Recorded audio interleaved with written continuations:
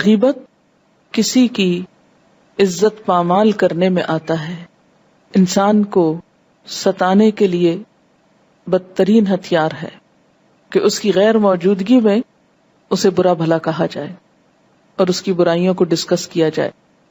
ایک شخص نے حضور صلی اللہ علیہ وسلم سے پوچھا غیبت کیا ہے؟ آپ نے فرمایا یہ کہ تو کسی شخص کا ذکر اس طرح کرے کہ وہ سنے تو اسے ناگوار ہو، اسے اچھا نہ لگے کہ میرے بارے میں اس طرح کا اوپینین دیا گیا ہے۔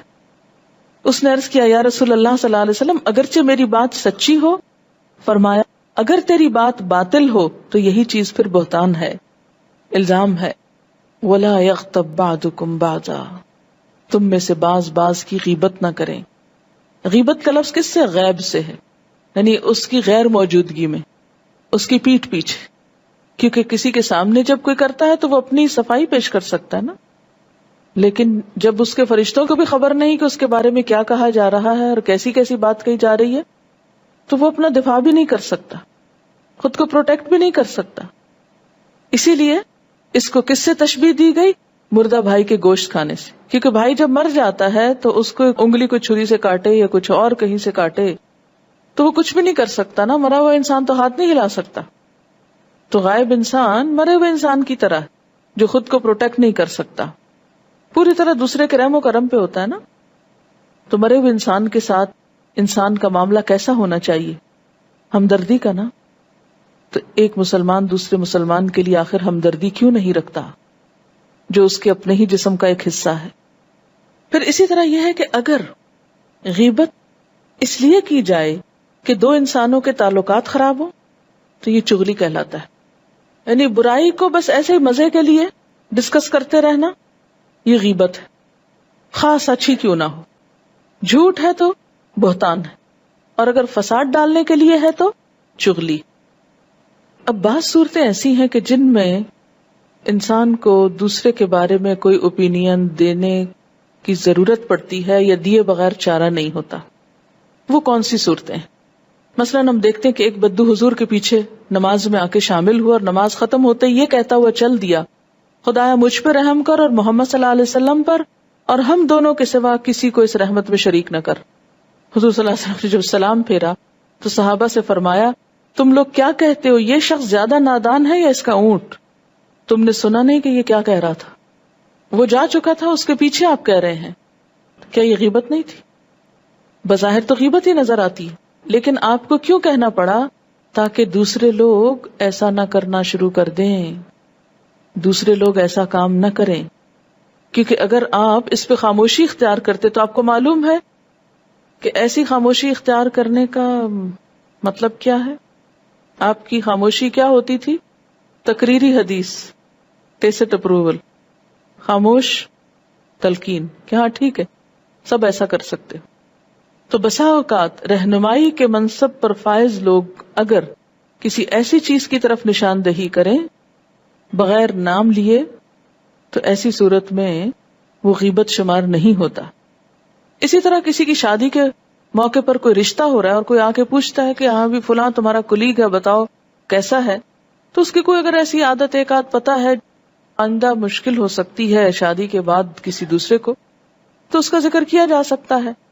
لیکن یہ نہیں کہ سب کو دکھاتا پھر، مومن تو مومن کا آئینہ ہے، سب سے پہلے تو کسی کی خرابی خود اس کو دکھانی چاہیے، اور اگر اس کو نہیں بھی دکھائی تو اگر کسی کو رشتہ کرنا ہے اس سے یا کوئی بزنس کرنا ہے تو اس کو بس اتنی بات جتنی علم ہو بڑھائے چڑھائے بغیر صرف اتنا ذکر کر دیا جائے، اور اس میں بھی تمسخر کا انداز نہ ہو، حقارت کا انداز نہ ہو، کسی کو لیٹ ڈاؤن کرنا نہ ہو، بس خاموشی سے کہہ دیا جائے کہ میرے علم میں یہ بات ہے۔ جیسے حضور صلی اللہ علیہ وسلم کے پاس ایک خاتون آئی فاطمہ بنت قیس، ان کو 2 لوگوں نے نکاح کا پیغام بھیجا تھا، انہوں نے آپ سے مشورہ کیا کہ میں کیا کروں، یہ آپ کے صحابہ ہیں، تو آپ نے فرمایا کہ ان میں سے ایک تو مفلس ہے اور دوسرے بیویوں کو مارتے ہیں۔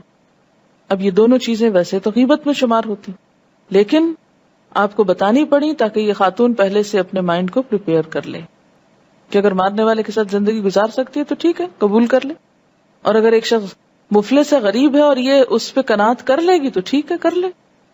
اسی طرح ایک شخص آپ صلی اللہ علیہ وسلم کے پاس ملنے کے لیے آیا، آپ حضرت عائشہ کے ہاں تشریف فرما تھے، اس نے آ کے اجازت لی تو آپ نے فرمایا یہ قبیلے کا بدترین آدمی، پھر آپ باہر تشریف لے گئے، اس سے بڑی نرمی سے بات کی، گھر واپس آئے تو حضرت عائشہ نے عرض کیا کہ آپ تو اس سے بڑی اچھی طرح بات کر رہے تھے، حالانکہ آپ نے کہا تھا کہ وہ بدترین آدمی ہے۔ آپ صلی اللہ علیہ وسلم نے فرمایا، خدا کے نزدیک قیامت کے روز بدترین مقام اس شخص کا ہوگا جس کی بد زبانی سے ڈر کے لوگ اس سے ملنا جلنا چھوڑ دیں۔ تو مراد آپ کی کیا تھی کہ میں اس سے بد زبانی اور بد اخلاقی نہیں کر سکتا، خواہ وہ بدترین شخص ہے۔ اس سے ہم سب کو کیا سبق ملتا ہے کہ خواہ کوئی کیسا ہی برا انسان ہو، یہ کہیں بھی جائز نہیں کہ ہم اس کے ساتھ بدتمیزی شروع کر دیں اور یہ جواز دیں کہ وہ برا ہے اس لیے ہم کو بدتمیزی کرنی ہے، ہرگز نہیں۔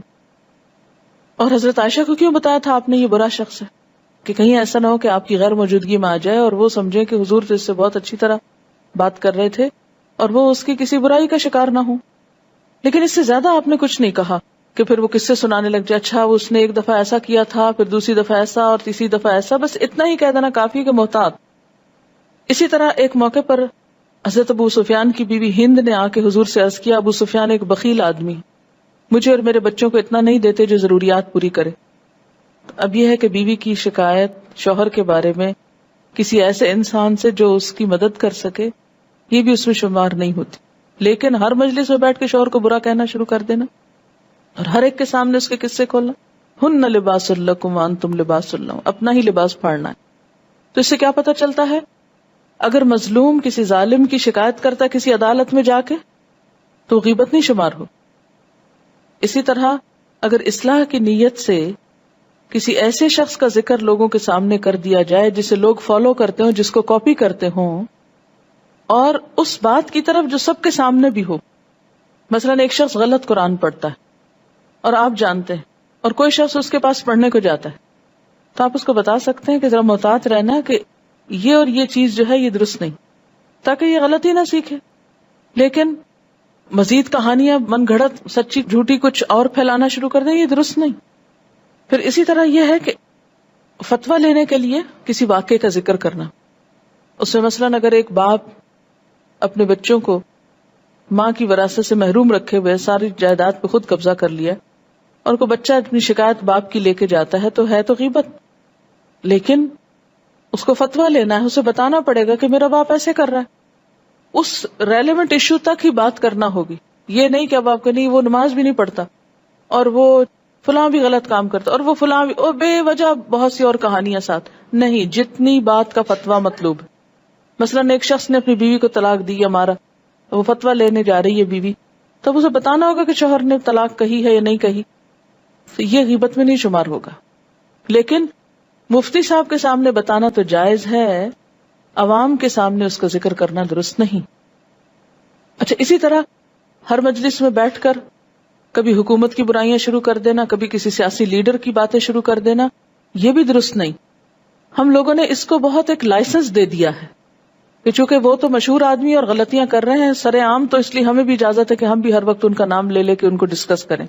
نہیں، یہ بھی غیبت میں شمار ہوتا ہے۔ لا يحب اللہ الجہر بالسوء من القول الا من ظلم، اللہ کسی برائی کو بآواز بلند کہنا پسند نہیں کرتا مگر جس پہ ظلم کیا گیا ہو، یعنی مظلوم کو یہ حق ہے کہ اپنے ظلم کی شکایت کسی کو سنائے۔